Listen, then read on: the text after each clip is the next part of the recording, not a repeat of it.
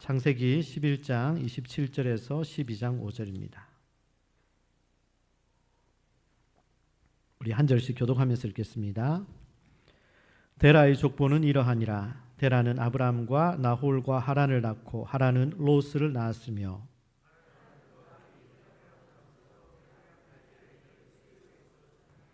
아브라함과 나홀이 장가들었으니 아브라함의 아내의 이름은 사레며 나홀의 아내의 이름은 밀가니 하란의 딸이요 하란은 밀가의 아버지이며 또 이스가의 아버지더라. 데라가 그 아들 아브라함과 하란의 아들인 그의 손자 롯과 그의 며느리 아브라함의 아내 사레를 데리고 갈대아인의 우르를 떠나 가나안 땅으로 가고자 하더니 하란에 이르러 거기 거류하였으며 여호와께서 아브라함에게 이르시되 너는 너의 고향과 친척과 아버지의 집을 떠나 내가 내게 보여줄 땅으로 가라.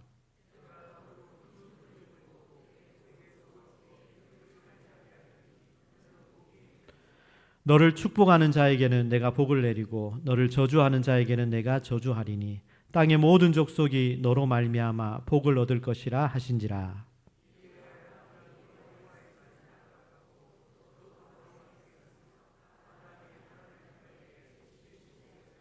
다 같이 아브라함이 그의 아내 사레와 조카 롯과 하란에서 모은 모든 소유와 얻은 사람들을 이끌고 가나안 땅으로 가려고 떠나서 마침내 가나안 땅에 들어갔더라. 아멘.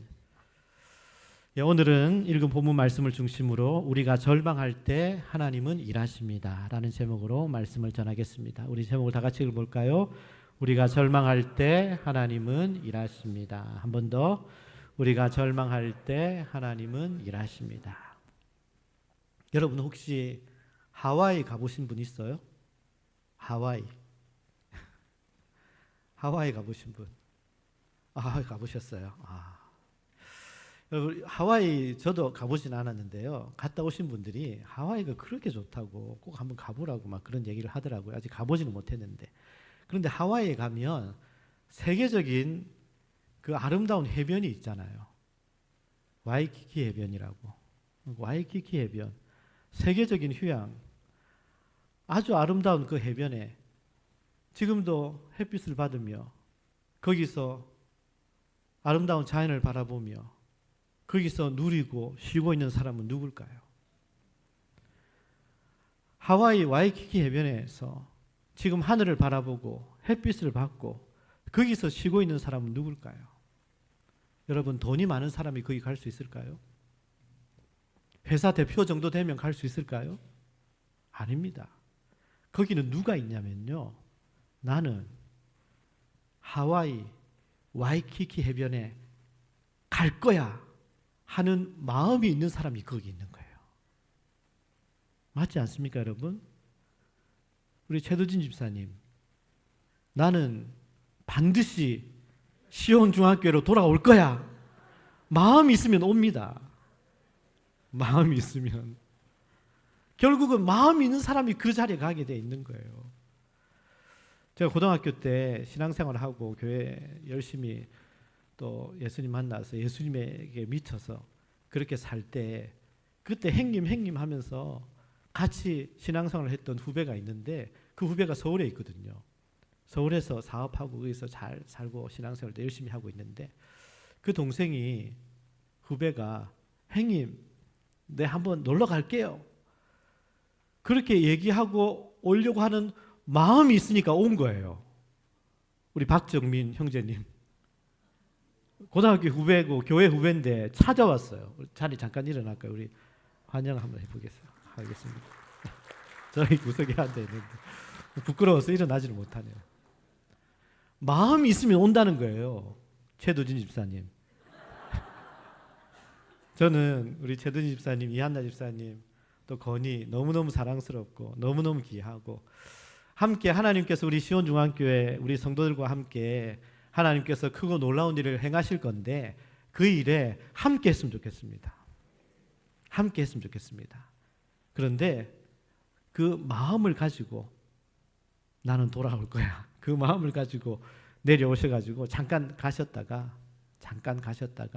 빨리 내려오셔서 우리 함께 여기서 멋지게 남은 인생 하나님이 행하시는 일을 경험했으면 좋겠습니다. 여러분, 가수 정인이라는 가수가 있어요. 그리고 윤종신이라는 가수가 있습니다. 이 정인 씨와 윤종신 씨가 부른 노래 중에 오르막길이라는 노래가 있는데 혹시 아십니까? 오르막길. 제 그 동기 목사가 몇 년 전에 경기도 이천에서 교회를 개척했거든요. 교회를 개척했는데 거기에 이제 우리 그 동기 목사하고 우리 또 윤종신 씨가 가족이거든요. 윤종신 씨가 이제 축하해 주러 온 거예요. 축하해 주러 와서 이제 노래를 불러주는데 교회를 개척하는 그 자리에 노래를 불러주는데 그때 노래를 불러주는 그 노래가 오르막길이었어요. 이 노래를 불러줬어요. 이 노래 가사를 보면요, 보세요. 이제부터 웃음기 사라질 거야. 가파른 이 길을 좀 봐. 그래, 오르기 전에 미소를 기억해 두자. 오랫동안 못 볼지 몰라. 이 미소를 보기 어렵다는 거죠. 이제 끈적이는 땀, 거칠게 내쉬는 숨이 우리 유일한 대화일지 몰라. 이런 가사입니다. 이게 무슨 말입니까? 이제 개척교회 시작하니까 이제 고생 시작할 거예요. 그 말이잖아요. 이제 고생이 시작될 거예요. 그 말이잖아요. 젊은이들이 이 오르막길이라는 노래를 좋아하는데요. 오늘 현대인들의, 오늘 많은 사람들의 삶이 얼마나 고된지를 잘 묘사하고 있는 그런 노래입니다. 성경도 그래요. 시편 90편 10절 말씀 보면 이렇게 말씀하고 있는데 우리 다 같이 읽어보겠습니다. 우리의 연수가 70이요 강건하면 80이라도 그 연수의 자랑은 수고와 슬픔뿐이요 신속히 가니 우리가 날아가나이다. 일평생 한평생 수고만 하다가 가는 게 우리 인생이라고 성경은 말하고 있는 거예요. 여러분, 오르막길을 힘겹게 오르듯이 내 힘만으로는 살아가기가 너무 힘든 게 우리 인생입니다. 이렇게 힘든 인생길에서 힘들 때 공부할 때 마음껏 기댈 수 있는 대상이 있으면 얼마나 좋겠습니까? 꼭 하나님을 믿지 않더라도 인간은 무언가를 의지하며 살아가게 됩니다. 문제는 내가 믿는 대상이, 자신이 믿는 대상이 정말 믿을 만한 대상인가? 그게 문제인 거죠. 오늘 우리는 그리스도인이 되었지만 시련과 고난, 절망의 상황에서 믿음으로 반응하지 못할 때가 얼마나 많습니까? 과연 내가 예수를 믿는 사람인가? 내가 정말 믿음이 있는 사람인가? 라는 의심이 들 정도로 우리의 믿음이 흔들릴 때도 있습니다. 그런데 오늘 본문에는요, 우리가 잘 아는 아브라함에 대한 말씀입니다. 여러분, 아브라함은 믿음의 조상이라고 하잖아요. 믿음의 조상. 도대체 아브라함의 믿음이 어떠했길래 그를 믿음의 조상이라고 부를 정도일까요? 로마서 4장 17절 18절 아브라함의 믿음에 대해서 이렇게 말씀하고 있는데 우리 다 같이 읽어보겠습니다.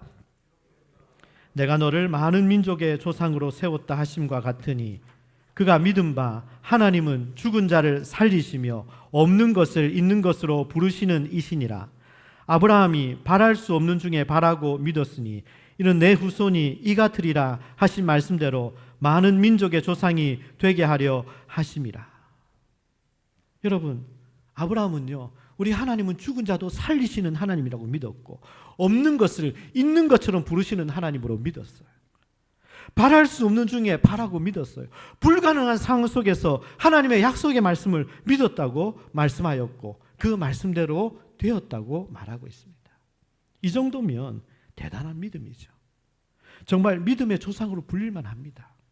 그런데 여러분, 아브라함의 인생을 보면 아브라함도 처음부터 그런 사람이 아니었다는 거예요. 그런 아브라함이 어떻게 이런 믿음의 인물이 되었을까요? 오늘 우리는 어떻게 아브라함과 같은 믿음의 사람이 될 수 있을까요? 그래서 오늘은 우리가 믿는다고 할 때 우리의 믿음의 특징, 성경이 말하는 믿음의 특징 3가지를 여러분들과 살펴보려고 합니다. 첫 번째, 우리 다 같이 읽어보겠습니다. 믿음은 무자격에서 시작합니다. 믿음은 무자격에서, 자격이 없는 것부터 시작한다는 거예요. 하나님께서 아브라함을 부르실 때를 보세요.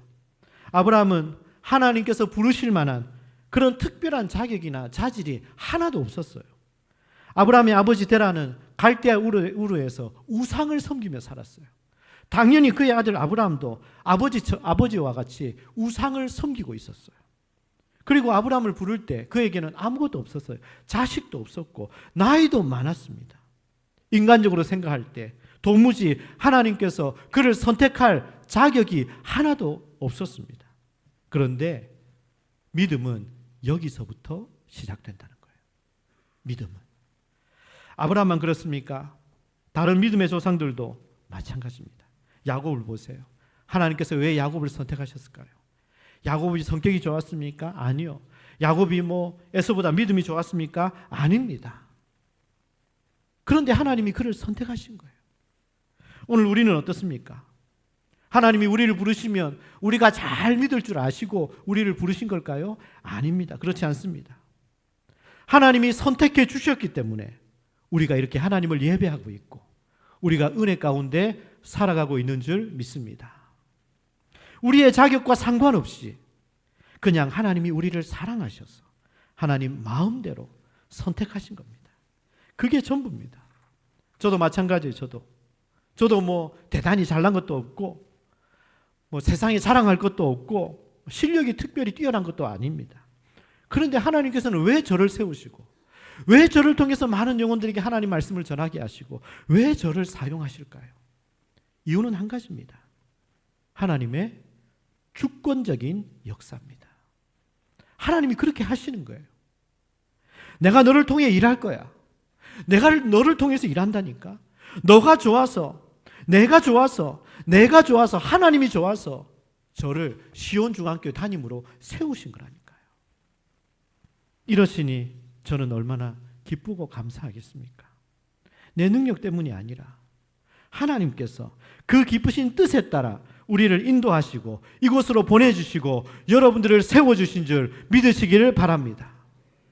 그러므로 우리가 좀 연약하고 내가 좀 부족해도 여러분 그것 때문에 흔들리거나 낙심할 필요가 전혀 없습니다. 왜냐하면 믿음은 원래 거기서부터 시작되는 거예요. 아무런 자격이 없는데 그때 하나님께서 불러주시고 우리의 믿음은 시작된다는 것입니다. 자, 우리가 말하는 믿음, 성경이 말하는 믿음의 특징 두 번째, 우리 다 같이 읽어보겠습니다. 믿음은 점점 자라납니다. 믿음은 자라나게 됩니다.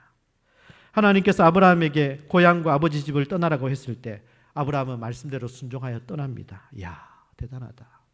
75세 나이에 어떻게 다 버리고 떠날 수 있을까? 어떻게 단번에 순종할 수 있을까? 이러니까 믿음의 조상으로 불릴만 하지라고 생각하지만 사실은 그렇지 않습니다. 왜냐하면 하나님은 이미 그 전에 아브라함을 부르셨거든요. 그 전에 이미 불렀습니다. 사도행전 7장 2절 3절 우리 다 같이 읽어보겠습니다. 세반이 이르되 여러분 부형들이여 들으소서. 우리 조상 아브라함이 하란에 있기 전 메소포타미아에 있을 때 영광의 하나님이 그에게 보여 이르시되 내 고향과 친척을 떠나 내가 내게 보일 땅으로 가라 하시니. 아브라함이 갈대우르에 있을 때 하나님께서 똑같은 말씀, 하나님께서 아브라함에게 떠나라고 하셨어요. 그때 아브라함은 아버지 데라와 함께 가나안 땅으로 가려고 떠났습니다. 그런데 하란에 도착하자마자 거기에 정착해 버립니다. 떠나라 그랬는데 거기에 정착해 버립니다. 왜냐하면 당시 하란은 번화한 도시였거든요. 먹고 살만한 것들이 많이 있었거든요. 그래서 거기가 너무 좋은 거예요. 하나님이 떠나라고 했는데 거기가 너무 좋아서 거기에 그냥 눌러 앉아버립니다. 그리고 거기서 살았어요. 그런데 아버지 데라가 거기서 세상을 떠납니다. 그러자 하나님이 다시 아브라함에게 나타나신 때가 바로 이때인 것입니다. 이처럼 아브라함도 처음에는요, 말씀에 순종하기보다 환경에 더 순응하는 사람이었어요. 이런 그에게 하나님이 두 번째로 나타나신 거예요. 그리고 고향과 친척과 아비집을 떠나라고 다시 한 번 더 말씀하신 거고, 그리고 그제야 아브라함은 다시 떠나게 됩니다. 그래서 오늘 12장 5절 말씀 우리 다 같이 읽어보겠습니다. 아브라함이 그의 아내 사레와 조카 롯과 하란에서 모은 모든 소유와 얻은 사람들을 이끌고 가나안 땅으로 가려고 떠나서 마침내 가나안 땅에 들어갔더라. 보세요. 마침내 마침내 가나안 땅에 들어갔더라. 이렇게 말하는 거예요. 아니, 하나님이 자기를 부르신 때가 언젠데, 하나님이 너를 부르신 때가 언젠데, 지금까지 버티고 지금까지 버티고 버티다가 이제야 들어가냐. 참 그 믿음 한심하다. 그래서 마침내 그 땅에 들어갔다고 말할 정도로 아브라함 믿음이 그 수준이었다는 겁니다. 우리도 비슷하지 않습니까? 겉으로 볼 때는 그냥 가만히 있으니까 믿음이 좋은 것처럼 보이지만 우리도 실제 말씀에 즉각 순종하기보다는 혈육의 정, 인간적인 안락함, 여러 이해관계 앞에서 망설일 때가 얼마나 많습니까? 하나님의 말씀을 외면하고 하나님 말씀을 모른 척하고 그렇게 살 때가 얼마나 많습니까? 그럴 때 하나님이 개입하시잖아요. 더 이상 그렇게 살지 못하도록 하나님 말씀에 순종하지 않으면 안 될 상황을 하나님께서 만들어 주시는 거예요. 그러면 어쩔 수 없이 그때 겨우 움직이는 거예요. 어쩔 수 없이 그때부터 순종의 자리로 나가는 거예요. 믿음으로 한 번에 즉각 곧바로 순종하는 사람을 찾기는 어렵습니다. 한 번 부르시고 두 번 부르시고 세 번 부르시면 마지못해 어쩔 수 없이 움직이는 경우가 얼마나 많습니까? 우리가 잘 아는 요나를 생각해 보세요. 요나는 처음부터 하나님 말씀하신 니느웨로 갔습니까? 아니요. 하나님 말씀과 정반대인 다시스로 갔다가 거기서 죽을 고생하잖아요. 하나님 말씀에 불순종해서 살다가 죽을 고생하고 억지로 어쩔 수 없이 니느웨로 갔습니다. 아브라함도 똑같습니다. 처음 부르실 때 그때는 가다가 편한 곳에 안주해버렸습니다. 그러자 아버지 돌아가시고 자식도 없고 그러고 있는데 하나님 한 번 더 나타나셔서 아브라함아 떠나라. 네가 떠나면 내가 너에게 복을 줄게. 네가 떠나면 내가 너에게 복을 줄게. 그렇게 말씀하시니까 지금 겨우 떠나고 있는 모습인 것입니다. 그렇게 가면서 아브라함의 믿음이 자라게 되었고 마침내 모리아산 이삭을 바치는 그 순종까지 가능하게 된 것입니다. 저도 목회자이면서도 아무리 생각해봐도 나 같은 사람이 뭘 할 수 있을까? 나 같은 사람이 뭘 하지? 이런 내면의 갈등이 계속 있습니다. 그런데 그럴 때마다 하나님은요 저를 설득하십니다. 그러면 또 순종하고 나가고 그러면 또 순종하고 더 나가고 이렇게 걷다 보면 더 큰 믿음이 생기고 하나님이 행하시는 일을 보게 되고 앞으로도 하나님께서 책임져 주실 거라는 믿음이 생기는 겁니다. 그러므로 여러분 믿음은 과정입니다. 믿음이 뭐라고요? 믿음은 과정입니다. 과정. 아브라함이 하루아침에 독자 이삭을 바치겠다는 믿음이 생긴 게 아니라는 거예요. 갈대아에서 하란으로 또다시 이집트로 내려가 자기만 살겠다고 부인을 누이라고 속이기도 하고 약속하신 아들 이삭을 기다리지 못하고 인간적인 생각과 방법으로 이스마엘을 얻기도 했습니다. 결국 아브라함의 그 불순종 때문에 지금까지 중동 지역에 고통과 전쟁이 이어져 오고 있는 것 아닙니까? 그러면서 결국 모리아산까지 가게 되는 것입니다. 그러므로 여러분 나는 믿음이 없습니다. 나는 믿음이 약해서 아무것도 못합니다. 그런 말 하지 마십시오. 처음부터 모리아산에 올라갈 만한 믿음 있는 사람은 아무도 없습니다. 지금 내가 있는 그곳에서 지금 여러분들이 있는 그 자리에서 한 걸음만 순종하면 됩니다. 한 걸음만 순종하면 된다고요. 한 걸음만 순종해서 앞으로 나가고 한 걸음씩 걸어가면서 여러분들의 믿음이 자라나게 될 것이라고 믿습니다. 마지막 세 번째 믿음의 특징 우리 다 같이 읽어보겠습니다. 믿음은 하나님이 완성하십니다.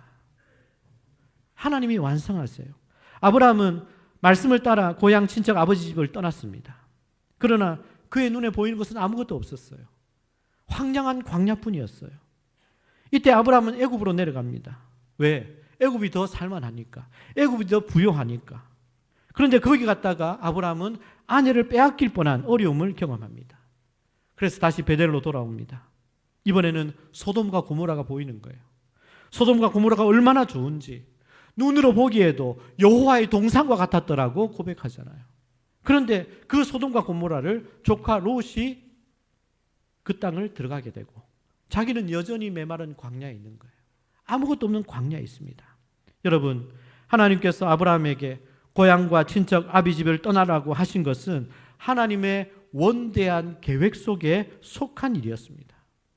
그래서 아브라함은 하나님의 명령에 순종해서 떠났지만 여전히 고난의 고난은 이어지는 거예요. 여전히 아무것도 보이지 않는 거예요. 눈에 보이는 것은 황량한 광야뿐이고 100살이 다 되어가는데 아직도 자식을 낳을 기미, 소식이 전혀 보이지 않습니다. 혹시 내가 잘못 들은 거 아닌가? 혹시 내가 잘못 가고 있는 건 아닌가? 내가 잘못 믿고 있는 건 아닌가? 끊임없이 회의가 찾아오고 포기하고 싶은 마음도 있었겠죠. 그런데 이렇게 흔들리는 아브라함에게 하나님은 또 찾아오십니다. 그리고 하나님의 꿈을 말씀하십니다. 그것은 내 자손이 하늘의 별처럼 많아질 것이야. 이 꿈을 하나님이 아브라함을 통해서 이루시겠다고 하시는 거예요. 이 꿈은 아브라함이 원했던 것도 아닙니다. 100살이 다 되어가는 늙은이 몸인데 이런 말도 안 되는 꿈을 어떻게 꿀 수가 있습니까? 그런데 하나님은 이런 아브라함을 다시 벌판으로 데리고 나가십니다. 하늘에 쏟아지는 별들을 보여주시면서 또 이렇게 말씀하십니다. 아브라함아, 내 자손이 저 하늘의 별들처럼 많아질 거야. 그러면서 너는 나를 믿으라고 하십니다. 하나님은 말도 안 되는 꿈을 꾸게 하시면서 아브라함의 믿음을 완성시켜 가십니다. 지금 우리 삶도 그렇습니다. 여러분, 우리도 지금 꿈을 갖고 꿈을 꾸기에는 너무 힘든 현실입니다. 도대체 생각지도 않은 우리 주변의 여러 어려운 상황들로 경제가 점점 어려워지고 건강은 점점 약해지고 기후 문제, 전쟁 문제, 그리고 미국의 변화에 내가 왜 힘들어해야 하는지 이유도 모르겠습니다. 그야말로 한 치 앞도 보이지 않는 힘든 현실입니다. 100살이 다 된 아브라함에게 어떤 꿈도 사치였던 것처럼 지금 우리의 형편도 비슷합니다. 그러니 지금 우리 국민 중에 5명 중에 1명이 우울감에 빠졌다는 기사가 나올 정도로 힘든 시간들입니다. 이런 현실에서 우리가 직접 내 인생을 책임질 수 없습니다. 하나님 없이는 너무 힘든 거예요. 우리가 오늘 아브라함에게 배워야 하는 교훈이 있습니다. 그것이 무엇일까요? 화면을 보시면 삶의 주도권을 누가 가지느냐, 이겁니다. 삶의 주도권이 누구에게 있는가? 예수님도 이런 말씀하셨어요. 마태복음 11장 28절 30절 우리 다 같이 읽어보겠습니다. 수고하고 무거운 짐진 자들아 다 내게로 오라. 내가 너희를 쉬게 하리라. 나는 마음이 온유하고 겸손하니 나의 멍에를 메고 내게 배우라. 그리하면 너희 마음이 쉼을 얻으리니 이는 내 멍에는 쉽고 내 짐은 가벼움이라 하시니라. 수고하고 무거운 인생, 수고하고 무거운 인생의 짐을 지고 힘들어 살아가는 우리에게 예수님께서는 자신의 멍에를 메라는 거예요. 내 짐도 메기가 버거운데 거기에 예수님의 멍에까지 메라고 하십니다. 그러면 너희 마음에 쉼을 얻을 것이라고 말씀하시는데 도대체 이게 무슨 말입니까? 사진을 한번 보시면요. 멍에를 한 번도 맨 경험이 없는 어린 소, 작은 소는요. 이 작은 소에게 처음 일을 시킬 때는요. 베테랑 소, 일을 잘하는 소, 밭을 잘 가는 소와 함께 짝을 이루게 합니다. 그러면 베테랑 소는요. 워낙 일을 잘하니까 밭을 자기가 알아서 다 갑니다. 그러면 지금 처음 이 일을 하는 소는요. 그냥 베테랑 소의 발걸음에 맞춰서 같이 걸어가기만 하면 되는 거예요. 같이 가기만 하면 됩니다. 이것이 바로 예수님이 우리에게 하시는 말씀이에요. 나와 함께 보조를 맞춰서 믿음으로 걸어가면 내가 다 책임질게. 나와 함께 걸어가면, 주님과 함께 걸어가면 예수님이 다 책임지신다는 말입니다. 그러므로 믿음이 뭡니까? 믿음은 내 짐을 지시고 내 걸음을 인도하시는 예수님을 바라보면서 예수님과 함께 손잡고 걸어가는 것이 믿음입니다. 믿음의 조상이라고 불리는 아브라함도 처음부터 믿음이 좋았던 것이 아니에요. 아내를 누이라고 속이기도 하고 약속을 기다리지 못하고 이스마엘을 얻기도 했잖아요. 이런 부족한 모습이었지만 하나님은 그를 포기하지 않으셨고 그의 믿음을 끌어올려 주신 것처럼 하나님은 여러분들을 절대 포기하지 않으시고 여러분들의 믿음을 완성시켜 주실 거라고 믿습니다. 말씀을 정리하겠습니다. 나비가 되기 전에 애벌레는 꿈틀꿈틀하면서 천천히 기어가잖아요. 그러다가 자그마한 돌이나 작은 나뭇가지라도 나타나면 그것조차 넘기 힘들어 온몸을 비틀면서 겨우겨우 그 장애물을 넘어갑니다. 그러나 그런 시간들이 다 지나면 애벌레는 드디어 나비가 됩니다.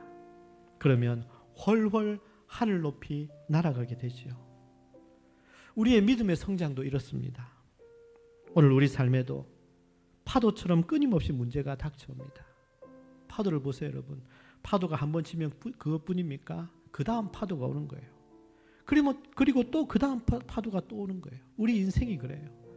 우리 인생은 계속해서 문제가 옵니다. 때로는 너무 힘들고 버거워서 환경을 탓하고 하나님을 원망하고 싶은 마음이 들 때도 있습니다. 그러나 하나님께서 이런 문제들을 우리에게 허락하시는 이유는 우리를 넘어지게 하고 우리를 힘들게 하려고 하시기 위해서가 아니라 우리의 믿음을 더욱더 강하게 만들어주시기 위함이라는 것을 믿으시길 바랍니다. 이렇게 힘든데, 이렇게 사는 게 힘든데 내가 하나님을 더 의지합니다. 이렇게 고통스러운데 내가 하나님 앞에 더 가까이 나아갑니다. 그러면서 계속 하나님만 붙들도록 만들어주신다는 겁니다. 여러분, 오늘도 우리는 그분의 약속을 믿고 주님 붙들고 걸어가야 합니다. 하나님께 내 삶의 주도권을 다 맡기고 하나님 앞에 나가야 합니다. 내가 너로 큰 민족을 이루게 하겠다. 이 말씀하실 때는요, 내가 큰 민족을 이루는 게 아니라 하나님께서 큰 민족을 이루게 해주시겠다는 말씀이잖아요. 이 믿음으로 우리의 신앙과 삶이 한 단계 더 높아지고 우리의 믿음의 분량이 훨씬 더 커지는 우리 모두가 되시기를 주님의 이름으로 축원합니다. 우리 시간 다 같이 기도하겠습니다. 말씀을 기억하시면서 기도하실 때 우리 인생이 오르막길과 같은 힘든 인생길입니다. 쉼이 없고 아픔과 고통과 갈등이 여전히 있는 우리의 인생입니다. 이런 우리 인생길에 우리에게는 의지해야 할 분이 필요한데 그분이 우리 하나님이십니다. 그 하나님을 향한 믿음이 필요한 거예요. 믿음. 그런데 이 믿음이란 도대체 어떤 겁니까? 믿음은요, 아무것도 없는 무자격에서부터 시작되는 거예요. 아무것도 없어요. 아무것도 아니에요. 그런데 거기서부터 믿음의 역사는 시작됩니다. 그리고 이제 여러분들의 믿음을 자라나게 하십니다. 여러분들의 믿음을 점점 자라나게 하신다니까요. 그리고 결국 하나님께서 여러분들의 믿음을 완성시켜 주실 것입니다.